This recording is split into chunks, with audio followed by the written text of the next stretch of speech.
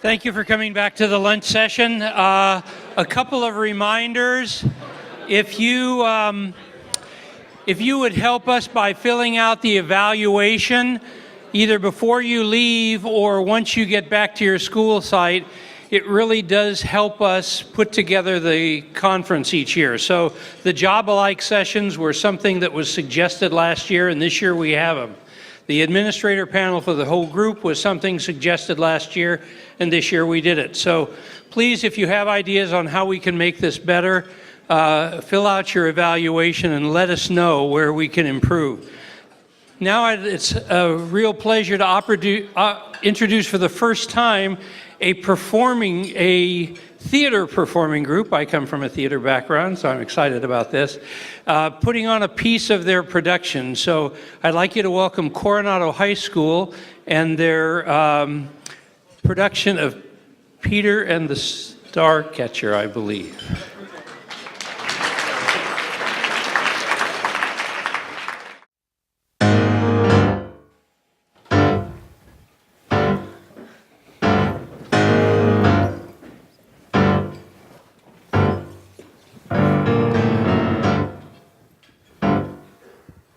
We shift our attention now to the other ship, barreling due south at a brisk 12 knots.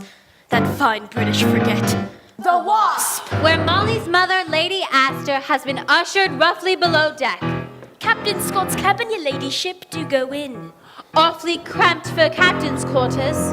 No frills on a frigate, Mum. Where's the captain, Lieutenant? I'm no lieutenant. I told a lie. Unthinkable. British never lie. Well, pirates do, don't we, boys? Ah! I demand to see Captain Scott. Well, why didn't you say so? Presto, Scotto! What? Robbie? How dare you, sir, release this man? I'll take the key to that treasure chunk of yours. You'll have to kill me first.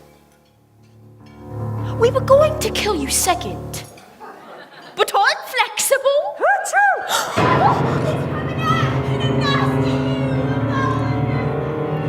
What are you playing at? Pirates, Mum. The Wasp is now a pirate ship. Your British cruising chains below. There've been no pirates in these parts for 100 years. Well, we've been keeping a very low profile.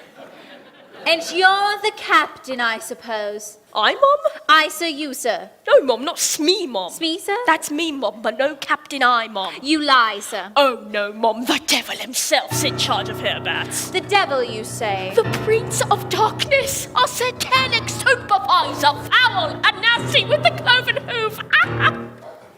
And how would one identify him in a crowd? With his legendary cookie duster, that's how. Whiskers? His celebrated mouth brow, that's how. And does he have a name? The pirate captain they call... Blackstaff!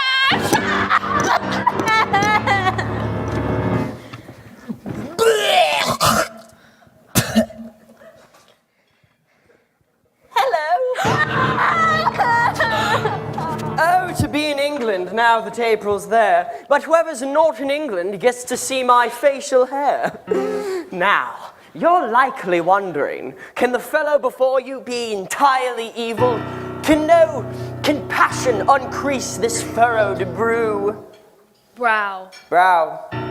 Well, fret not, mon chéri. I'm a romantic. There's a poet in these pirate veins, and so I plug into the muse. Smee. Oh, but what to do? What style to use? Iambic? Box office poison? Haiku over my dead granny? Mind the cuticle, Smee. Hoopla, I've got it. A pirate with scads of panache wants a key to the trunk with the cash. Now here's some advice, though I seem to be nice. I'll cut you, slit you up one side and down the other so that you can watch your stomach flop around on the deck. I say, Smee, you did explain to my lady that I am a bloodthirsty outlaw. Aye, Captain, but she still wouldn't give up the key. So, well, we haven't got all day, Smee. People have paid for substitutes and parking. Stand aside. I'll have to do it myself, or I'm not. Or I'm not. What am I? Mustache! They're referring, of course, to this. The trademark nose brush of every man, woman, and child in my family, dating right back to the amoeba. But oh, the face foliage has been oh so much more than a lawn on the lip, Mum. 'Tis who we are, and why we are it. And when everyone else got out of the pirate business, the stash stuck it out, knowing one day that my ship would come in. This is the day. Would you look at that? This is the ship. Now, cough up that key, my lady. Not a chance, you thug. But I want it! I say, Smee, is that my lady's coat you're holding? Aye, Captain, looks to be about your size. What the well-dressed thug is wearing this season? Oh, so comme il faut, Captain. So very comme il faut. I say, Smee, what is it the men call me? Nancy, sir. No! The other thing. Oh, ruthless, heartless, and peerless. Guilty as charged. Now, give us the key. Key. Never. Playing games is for children, Lady Asta. And I hate children! Bring it in, Gomez. It's Sanchez, sir. Seriously? Just go get it. Thanks ever so. The Wasp is my ship now, and everything aboard her belongs to me, including that treasure trunk Victoria thinks nobody knows about. Silly old queen. God save her. Queen. God save her. Victoria. God save her. Banana. God save her. Oopsie, gotcha! Now, here's two things. When I open this swag, I'll be the single most significant pirate in the world, the solar system, or other places yet to be discovered anywhere in the universe. That's only one The thing. second thing is a dilemma. A large one. The Cadillac Escalade of dilemmas, in point of fact. For a little bird tells me that your darling daughter is sailing to Randoon on the safer southern route aboard the Naval Nerd. The Neverland, sir. Huh? The Neverland, sir. Same letters, Neverland, Naval Nerd. I was pretty close. I was pretty damn close. Splitting rabbits, really. Hares, sir. Splitting hairs. That too.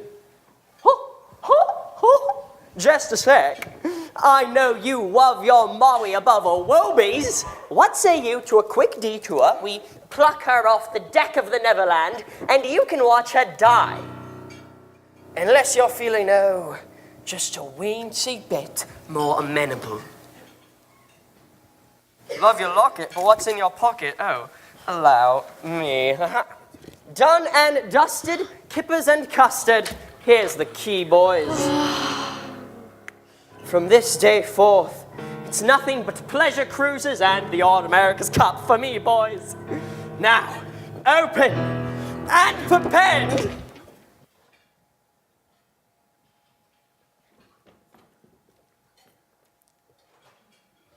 What is that? It's sand, sir. Sand, but that's impossible.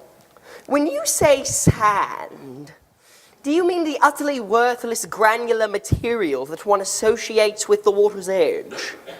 Yes, sir. I see.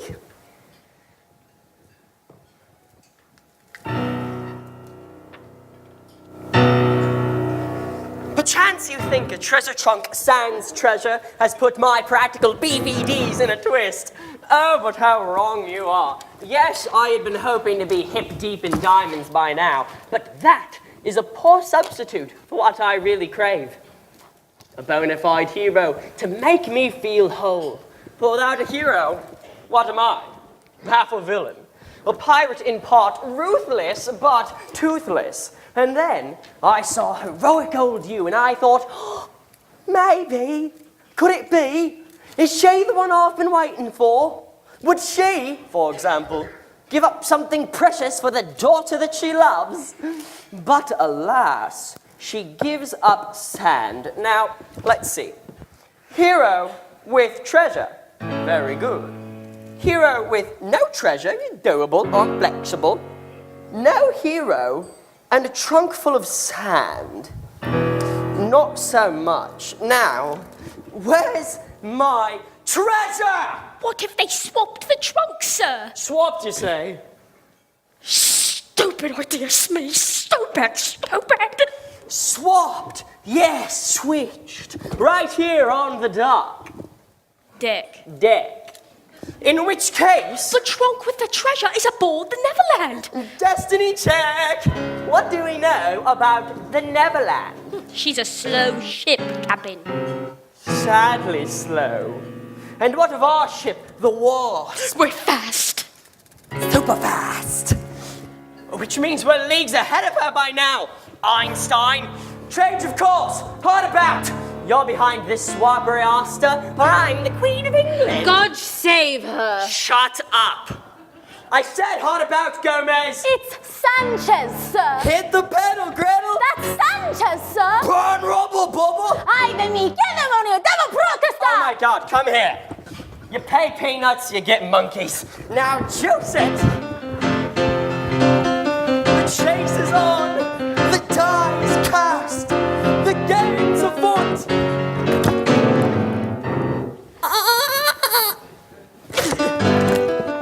I want that Tracy. Catch me in Neverland.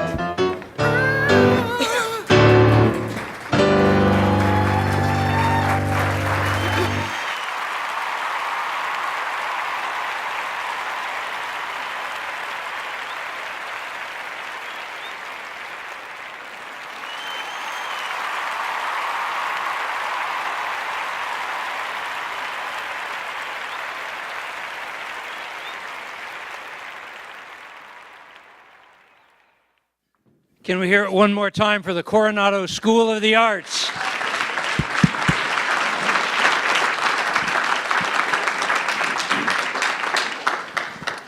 For our last keynote of the conference, we have someone that I think you're going to find very special. I found him very special when I was first introduced to him at the Twin Rivers Unified School District, and he is a teacher leader for them. And to tell you a little bit more about this highly awarded artist, I'm going to bring up Jackie White, who is you met on the administrator panel, who is the head of career tech arts for Twin Rivers Unified. Okay, we'll try it again. There we go. Hello again. It is my great pleasure to introduce today's keynote speaker. I have worked with this incredible artist and educator for the past 8 years. Born and raised in Oakland, California, Milton 510 Bowens gets his name not from the area code of his birth, but from being the 5th boy of 10 children. Milton's story is one that all as arts educators we hope to hear more often. His arts education story is one of life change. As a youth in Oakland, he made some questionable decisions. I'll let him tell you a little about those. And an art teacher crossed his path and suggested he enroll in the Renaissance Art School in Oakland. Upon completion of high school, Milton received a scholarship to the California College of Arts and Crafts, and still wasn't quite willing to take art on as his path. He enlisted in the United States Army as a paratrooper. He was injured, and his CO saw him drawing in the hospital, and he was made an Army illustrator. Currently, two of the military's most prestigious museums, the John F. Kennedy Special Warfare Museum and the Don F. Pratt Memorial Museum, collect his work. When Milton returned to Oakland, he continued his education at Laney College. Fast forward to 2008, when Milton was selected as the artist in residence for the Kennedy Center's very first Any Given Child site in Sacramento, California. Milton had been working in schools for a period of time. He worked in Richmond and all over the Bay Area, bringing students curriculum that spoke to their art and what they knew from their neighborhoods and communities. And he challenged them to think about their world and their history. He has a body of work that has been used as a course study on the Harlem Renaissance in the African American Studies Department at Cornell University. And this 2008 partnership began a very significant partnership with Twin Rivers School District. Milton serves literally over 2,000 students annually through an artist in residency program. He also provides after-school art for one of our most challenged middle schools and has created a very groundbreaking fine art exhibit and interactive gallery space in that same middle school. Next year, every 7th grade student will visit this one-of-a-kind space in our district. He is simultaneously a working artist and educator. Most recently, Milton was commissioned to create work for the Levi's Stadium in the Bay Area.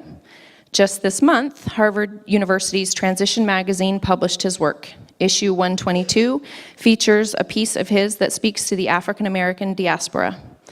Milton is collected by a wide variety of notables, including LeBron James, Michael Jordan, and former Atlanta Mayor and U.S. Ambassador Andrew Young.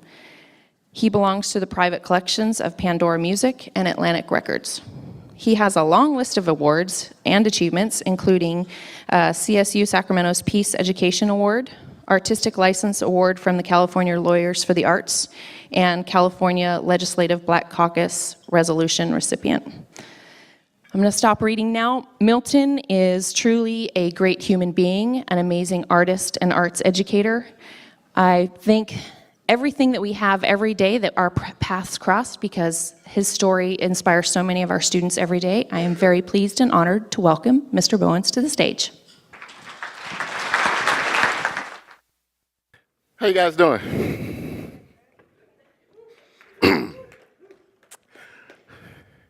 It's funny when you hear people talk about you. You know, that always makes me a little uncomfortable. But before I go into what we're going to talk about this afternoon is, can we give Jack and the staff who put this event together another round of applause?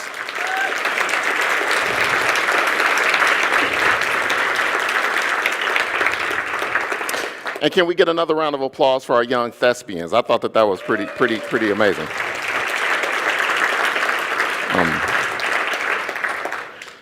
So what I'm going to talk to you guys about a little bit is how being an artist, there isn't an instruction manual for it. I mean, you know, this path to becoming an artist for a lot of people is not one that is like typically laid out. I mean, I grew up in a family where nobody really knew art could even be a career. You know, I'm the baby of 10 children. I'm the 5th boy and the 10th child. And that's the reason why I signed my name Milton 510. One of the very first artists that ever influenced me happened to be Norman Rockwell.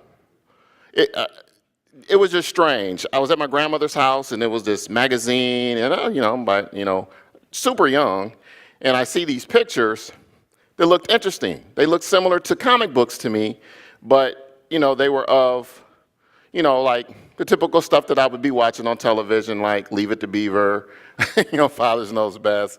And you see these paintings, and it's like they were pretty cool. So I fell in love with Norman Rockwell, and I used to want to be Norman Rockwell. So I started off, I left X-Men alone and started drawing, trying to copy Norman Rockwell. And then I ran across the particular painting that you see on the screen. And I didn't really understand its social relevance. I mean, I'm a little kid. But I noticed that little girl looked like me. And it was became one of my favorite pictures. So when you're young and you're from a big family and your parents find out that you're into something, every birthday and every Christmas, I got a Norman Rockwell calendar or a poster, which was cool, So that he actually is like my first exposure to a noted American artist. And like I said, I mean, it set my path to wanting to do art. Got a little sidetracked because there was something that was just getting started at the time when I was growing up called hip hop. And there's this movie called Beat Street. And there's a guy in the movie that's a graffiti artist. And he does this piece in the film. Now, this is way before, on demand and Netflix where you can like stop and pause them.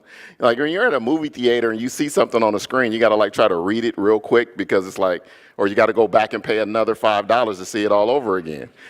But one of the pieces on the wall said, if art is a crime, may God forgive me. Now, being the son of a mother who's the head of the mission at church, and a Sunday school teacher, something just registered in my brain that said, if I went out and did graffiti, God would be okay with it. So I did. And got into a lot of trouble behind it. I ended up tagging an Oakland police car. See, the funny thing is this, it's tough becoming a paralegal at 10 years old. So, behind police cars and FedEx trucks and United States Postal Service trucks, they have their slogans. So after their slogans, I would just go behind there and then put my little graffiti name or cartoon character on their vehicles. Not knowing that I was committing major felonies, for defacing federal property, but I found out very quickly. This is where mentorship comes into play, because I'm at a mediation hearing, and there is a gentleman there who happened to be an instructor at the Renaissance School of the Arts, and he asked my mother, or he heard my mother yelling at me in the hallway, and he was like, ma'am, I don't mean to get in your business, but can I come and speak to the mediator on your behalf? And she was like, well, somebody needs to come speak for this boy, because I'm going to kill him. So we go through the mediation, and he explains to the mediator that, art is a unique ability, and he didn't think that I should be punished for being creative, and he thought that, my talents could be redirected. And so he got me enrolled into that Renaissance School of Arts. I ended up having to do restitution from the summer of the 6th grade all the way till I graduated my 12th grade year. So, I had accumulated over $1 million total up to the city of Oakland for defacing property. I didn't know when they catch you, everything that your name has appeared on, there's a price tag attached to that. I learned the hard way. So during this time growing up, there was a little show called Good Times. Anybody ever hear of a show called Good Times? Now, I did not know that the lead character in this show named JJ was not the artist who actually did the work. So I'm thinking JJ did all of these paintings. Not understanding that Ernie Barnes, who happened to be a professional football player who played for the Los Angeles Rams, who studied art, he was the actual artist who created all of the artwork on the television show. The funny thing about Good Times, as I was growing up going to art school that I didn't realize is that I was being taught at a traditional art school that, and I was being taught about all the European masters. We had Raphael, Leonardo, Donatello, Michelangelo, all those Ninja Turtles. I was being taught about all of those guys, but I would watch Good Times, and JJ had this enormous talent, extremely creative. They was calling him the ghetto Picasso, but he could never use art to get out of the ghetto. But at school, I'm being taught that art is like one of the most valuable things of preserving culture. It's extremely important, sells for a lot of money, but JJ can't use it to get out of the ghetto. He's stuck in Chicago's ghetto every week. The show would end, he's still in the ghetto, and then the credits would roll. Good Times.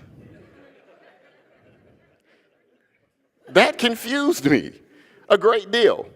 So this particular painting is from an artist by the name of William H. Johnson, who's a Harlem Renaissance painter who actually inspired Ernie Barnes. Now, I didn't find this out till many years later. And the reason I wanted to show you this slide now is because I'm going to get back to this later on in my talk with you guys this afternoon about how art, history, business, commitment, and practice all work hand in hand. Because I didn't realize that, everything in art has a starting point. Nothing just springs up out of thin air. All art starts from some place. The artwork that I saw on television actually had its origin because the person who created it was inspired by this artistic movement called the Harlem Renaissance that took place in the 1920s. The Harlem Renaissance happens between the mid-1920s to the mid-1930s, just prior to the Great Depression, and then it collapsed because the Harman Foundation couldn't underwrite it anymore. So the funny thing is this, not understanding that this was a significant part of America's history as an art movement because it wasn't being taught to me at my school. They didn't teach me about the Harlem Renaissance at the art school that I went to, but this was an American art movement. Now, Langston Hughes. Once I started to understand, many years later, over the importance of the Harlem Renaissance, I became impassioned about this particular movement in art. So Langston Hughes creates a poem, 1925, that says, I Too Sing America. He says, I am the darker brother. They send me to eat in the kitchen when company comes. But I laugh, I eat well, and I grow strong. But tomorrow I'll be at the table when company comes, and nobody will dare say to me, eat in the kitchen then. Besides, they'll see how beautiful I am and be ashamed, because I too am America. So what is Langston really saying? Well, Langston is really saying that if you have the Harlem Renaissance that happens in 1920s, but if you picked up Jansen's art history text, who here has ever studied that textbook? Jansen's art history text. They say that the first American art movement happens with the abstract expressionists, right or wrong? Okay, now you would say that is wrong because we're going to talk about America's regionalism, because how many of you guys have seen the painting American Gothic? Which is the first painting that they identify as a masterpiece from the regionalist movement, correct? Now this is all in Jansen's history text. Let me tell you why both of those statements are wrong. Regionalism gets its start after the Great Depression. After the Great Depression. The Harlem Renaissance starts before the Great Depression. Abstract expressionism doesn't start till the 1940s. So you're talking World War II.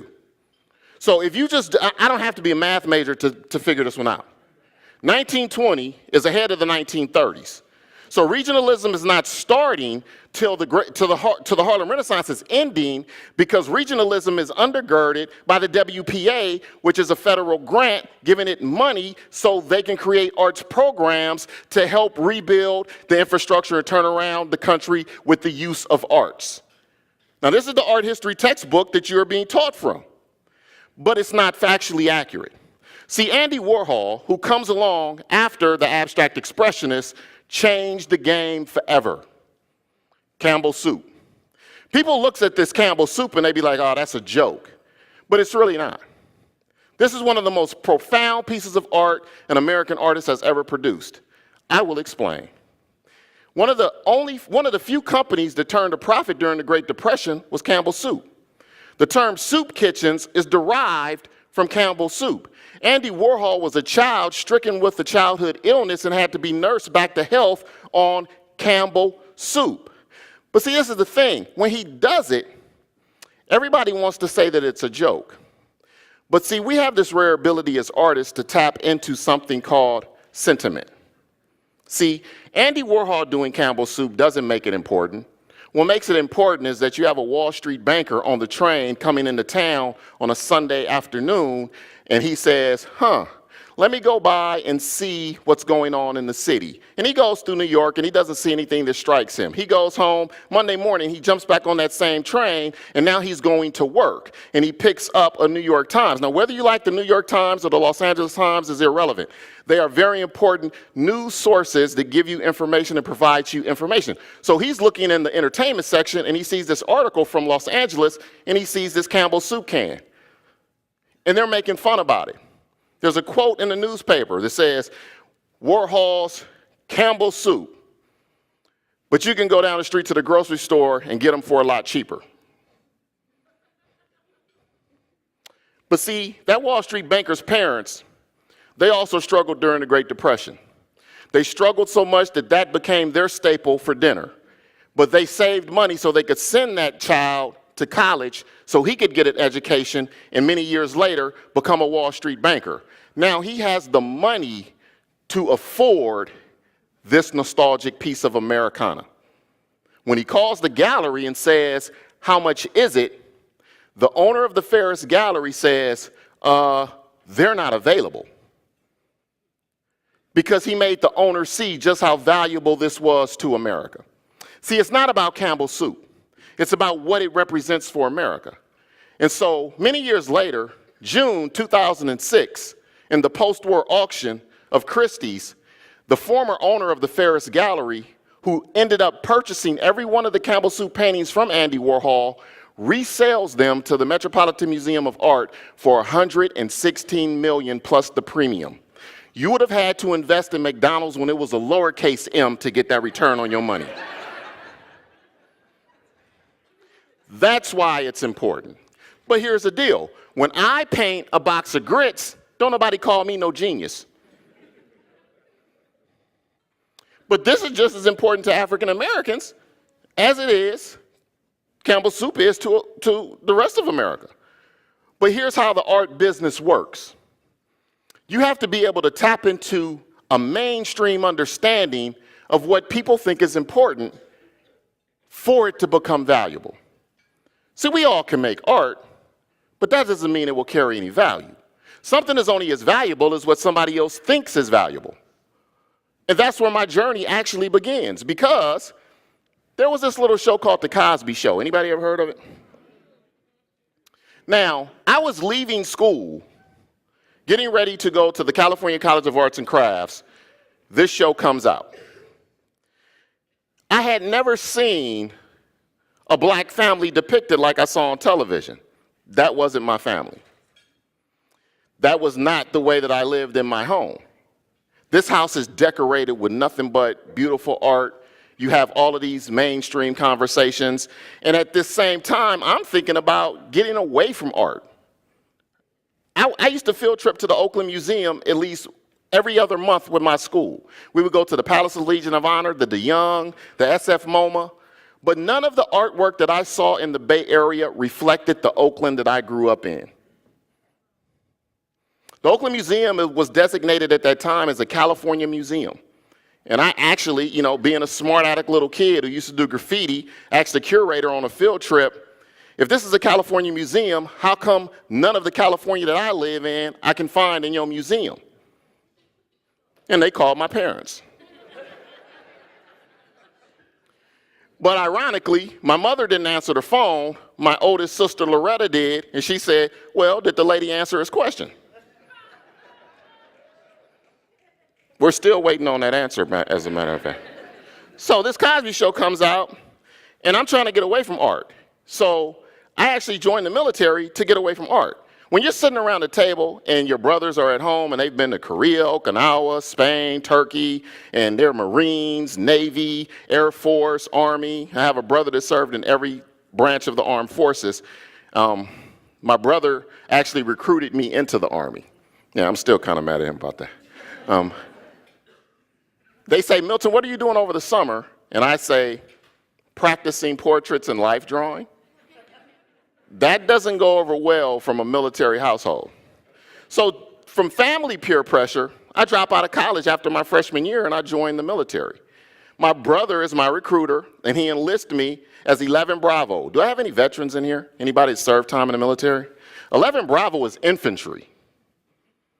So he was like, well, you said you wanted to get away from art. I'm going to get you far away from art. So I became a U.S. paratrooper, special designation, went to air assault school, and got put in the 5th Special Forces Unit, which are Green Berets. This has another profound impact on me because I'm walking around my unit at Fort Bragg, North Carolina, and I'm seeing all of these posters of, John Wayne, and I asked my company commander one day, being this smart aleck, don't you guys know that dude wasn't really in the military? Shut up, Bowens. That's what I got told. So imagery is important. That got me to see right there just how valuable imagery was. We celebrated in our unit a man who basically, based on a very popular movie, was idolized in our unit, but never served in the military. See, this thing called alternative facts, it's been around for a long time.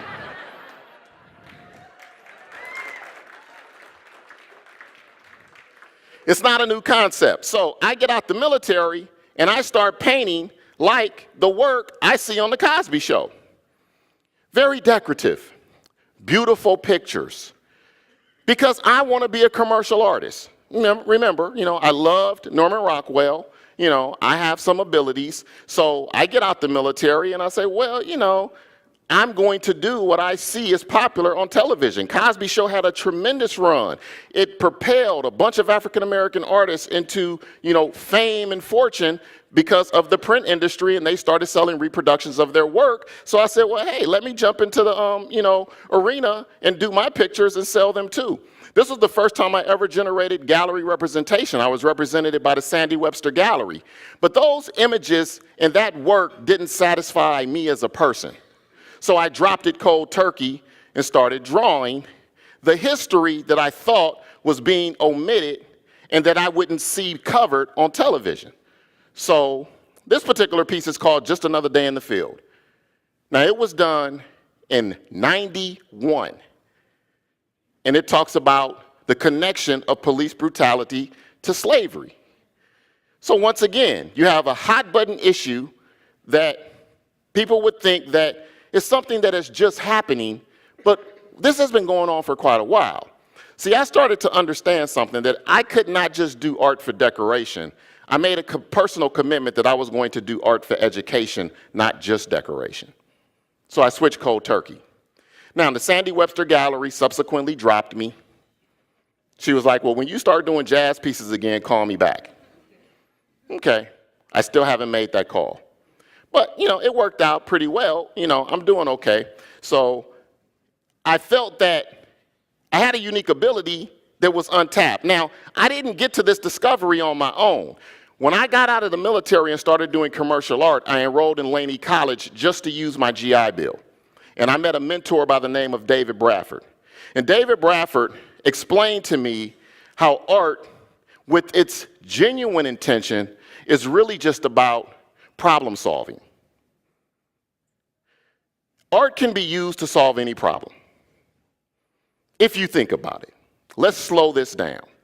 I don't care what discipline you work in. If you're an athlete, you're looking at game footage from a year ago of the powerhouse team so you can figure out how to beat that team this coming season.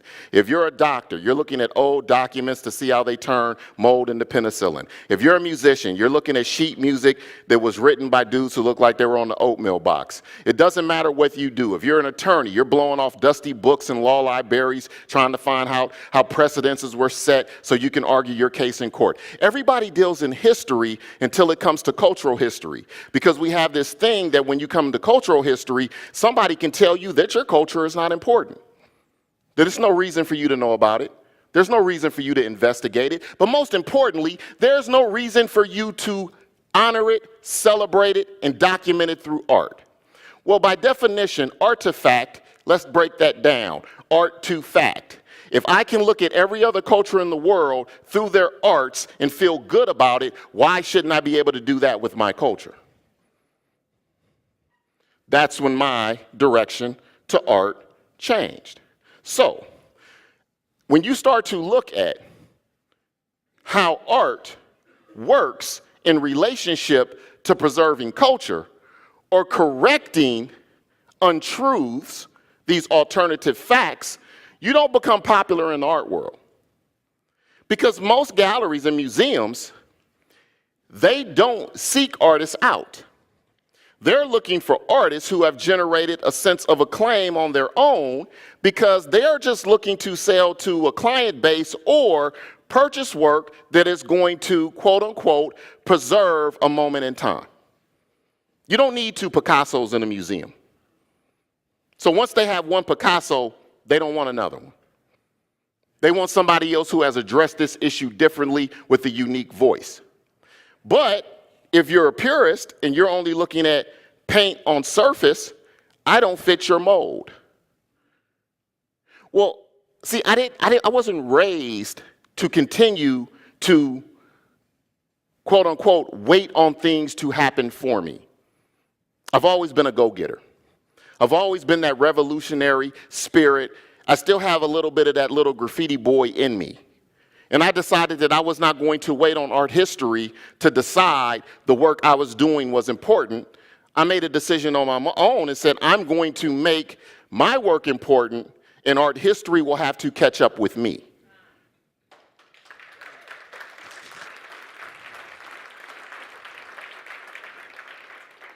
For the sheer simple fact, who here grew up thinking that Christopher Columbus discovered America? Okay, well, if that was the case, we'd be called the United States of Columbus. Another alternative truth. But this is how deep that alternative truth goes. We celebrate a national holiday for a lie. You get time off from work. Banks are closed. Schools get the day off. Christopher Columbus is a celebrated holiday, but he did not discover this country. But that's being taught to you in school. How many artists do I have in here? Everybody's hand should go up. Who here was taught that all colors make black? Now, I'm a painter. If I go into my studio and run out of black, I cannot make black with all colors. Because when you talk about all colors, we're talking about primary colors, red, yellow, and blue. If you combine red, yellow, and blue, you don't get nothing but a nasty brown.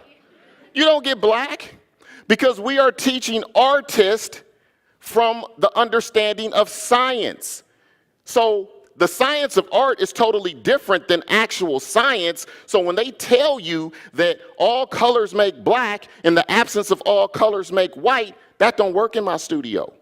Because if I need white to paint and I don't have nothing to use, I don't have white. I got nothing. And we're the only people in the world that teach this ridiculous notion about color and the way we try to teach it to young people in the arts, because America has an issue with black and white. But by definition, a primary color is a color that cannot be made but can make or assist in making other colors, right? But they want to tell you that black and white are value tones. They make colors light and dark. Well, if I put red and white together, that don't get me light red. It gets me pink. That's a brand new color. See, black and white are primary colors. But because we have an issue with those colors in this country, we don't teach it that way. See, but art helps you to better understand that once you can teach art factually, you can change a person's life. Because it worked for me. I find it puzzling that I go into schools and I use the Harlem Renaissance as my main mechanism to connect with young people, and administrators question me all day long. Well, why are you using that period of art? And I'm like, well, wait a minute, hold on. I was raised on European art history, and I turned out okay. What's the big fear? Because we used to once have to fight just for the right to go to school. But today, we fight to understand why so many of our kids can care less about school. Well, ask yourself, what are you fighting for? See, we're losing a battle. And the battle we're losing is how to engage our young people, because technology moves faster than we do. So kids sit in class with cell phones. They have every ounce of information at their fingertips. I used to have to go to a bookshelf and pull out big old encyclopedia, Britannicas. Who here remembers them? Okay, and a dictionary and what do you say, thesaurus? Kids got it all on their phone. They got Google, they can search anything in the world. And you'll ask them a question, and they'll sit there and look at you and be like, I don't know. You're like, but you have a resource in your hand. Because they haven't made the connection that this is more than entertainment or recreation. That this is the most powerful search engine that they could possess at their fingertips, but they're not using it to expand their understanding of knowledge. So what I have to do is I have to carry this conversation to people who can help get my word out there a little further. So people like Tavis Smiley, people like Donna Brazile, people like Isaiah Thomas, NBA champion from the Detroit Pistons. I got any Detroit Piston fans in here? Okay, all right. Charles Barkley, former MVP, one of the 50th greatest NBA players, and TNT commentator. Michael Jordan. Well, we all know Mike. I never wanted to be like Mike, though. LeBron James. Yeah, go ahead, give it up for Cleveland. LeBron. Now, Sacramento Mayor Kevin Johnson, who was one of my biggest philanthropists, but this particular piece is it's collected by ESPN. It was on how the city of Sacramento saved the Sacramento Kings for the city. ESPN commissioned me to do this piece on that amazing feat. And it now belongs to a part of the private collection of the former commissioner of the NBA, David Stern. Ambassador Andrew Young, former mayor of Atlanta. Levi Stadium, San Francisco 49ers, who actually own 3 of my pieces. Here's a funny thing. I use celebrity as an interesting way to get my students' attention. Me walking into their classroom as an artist who has work that has been published by Cornell and Harvard, that don't mean nothing to these kids. But when I can stand in front of the classroom and be like, well, you know LeBron James owns my work. What? Oh, I got street cred out the yin-yang. Them kids love me to death, and they hold on my every word. So I use that as leverage. See, I believe that sometimes if you understand that an industry is not designed to work for you, you're just gonna make your own industry. I do exactly what a museum or a gallery would do. I just do it on my own. Because I do work that I know connects to my audience. Then I target that audience, make that connection, then use that connection to benefit me in the classroom. Because here becomes the real question for you guys this afternoon. Question, why is it we don't see more young people today marching, walking, and fighting for justice and equality? Well, the answer is simple. They just might get a scuff on their Jordans. Tomorrow will always become yesterday, so make sure you take advantage of today. Thank you guys very much.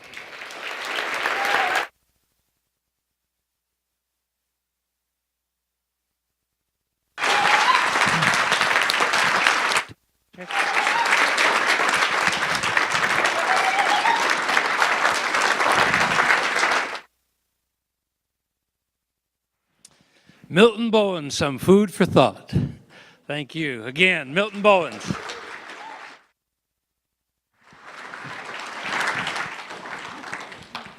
Okay, I think this is the last time you're going to have to see me up here, so we should have some applause just for getting rid of me.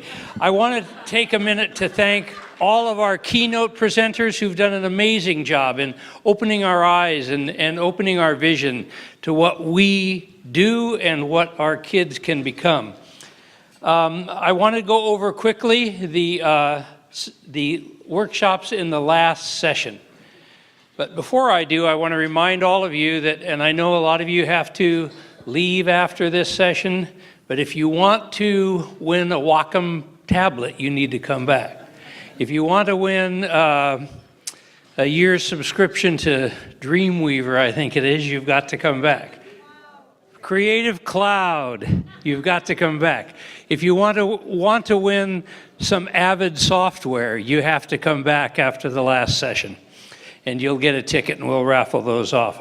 Again, thank you to the sponsors. So this last session, the Coronado School of the Arts, who you saw perform here, will be sharing their demonstration site program and talking a little bit about master scheduling. I know a lot of us with career pathways and multiple courses in a sequence struggle with master scheduling, and so they have got it figured out for their school. Of course, master scheduling varies from school to school, but you'll get some guidance on how they handle master scheduling. Several times during the event, you heard folks from the Huntington Beach Academy of Performing Arts, and they're going to talk about their demonstration day, and then also how they connect their award-winning music program to the music industry. You all heard Brian Oslin this morning share with us the future of education and technology, and he's going to be doing a session called Let's Hack the Smithsonian. He talked about the work he did with the Smithsonian, and so he's going to share with you some of the lessons he learned and the lessons you can gain from the Smithsonian. The industry panel for this session will be the Design, Visual, and Media Arts panel, and Milton will be a member of that panel. Papering the deal, I'm not sure how many of you struggle in your classrooms with what are the legal boundaries that my kids have to pay attention to as they put work online. And so luckily, as a member of our statewide advisory panel, we have Larry Frenzel, who is a producer for Birchwood Pictures, but he also is a arts attorney. And so he's doing an entire session on the parameters of legal use of other works. So that is going to be a really valuable session. There will be Clark Lewis, who is a vocal coach who has been a vocal coach on Broadway, will be talking about preparing kids for the music industry. And finally, there will be a job alike for those of you who work in technical theater. So this last session, we have a lot of exciting workshops, and remember, if you want to be eligible for those drawings at the end, come back to the last session. And for those of you that I don't see, thank you so much for coming. Your work is what inspires me, and your work is what I try to support at the department. So go and enjoy the last session, and I'll see you back here afterwards.